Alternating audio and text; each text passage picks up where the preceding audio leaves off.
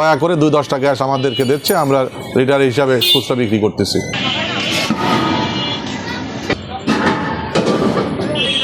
আমি সেনা গ্যাস ব্যবহার করি, আমার জানা মতো সেনা গ্যাসের সার্ভিস ভালো, তাই এখন এই গ্যাসটা আবার একটু দাম একটু বেশি আর কি। এটা কত দিয়ে নিলেন? এইটা নিচ্ছি হচ্ছে আপনার 1500।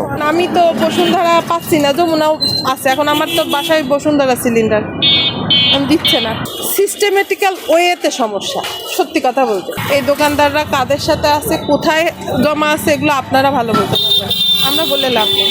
আমরা শুধু ভুক্তভোগী। এখন গ্যাস নেই, হয়তো ইন্ডাকশনে কাজ চালাচ্ছে, কিছুদিন পরে আবার পরিস্থিতি ঠিক হয়ে যাবে, আবার গ্যাস নেওয়া শুরু করতে হবে। এছাড়া আমাদের মতো ভুক্তভোগীদের কিছু করার নেই। লোকাল যেগুলো কোম্পানি সেনা, পেট্রোম্যাক্স, বিএম, লিনিট, দুবাই বাংলা, এগুলো মোটামুটি মনে করেন যে মার্কেটে আসতেছে, টুকটাক মাল দিচ্ছে।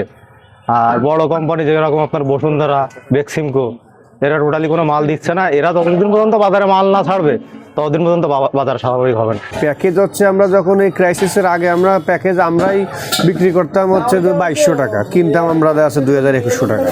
আর এখনই আমরা সেই প্যাকেজ কিনা পড়তেছে 2600-2700 টাকায়, আমরা বিক্রি করছি 2800-2900 টাকায় বিক্রি করতেছি। বিগত 2-3 মাস ধরে পর্যাপ্ত আকারে খারাপ, মানে 3-4টা কোম্পানির সাপ্লাই বন্ধ, টোটালি বন্ধ। এখন যেটা পাওয়া যায় সেসব সিলিন্ডার আমাদের কাছে নাই।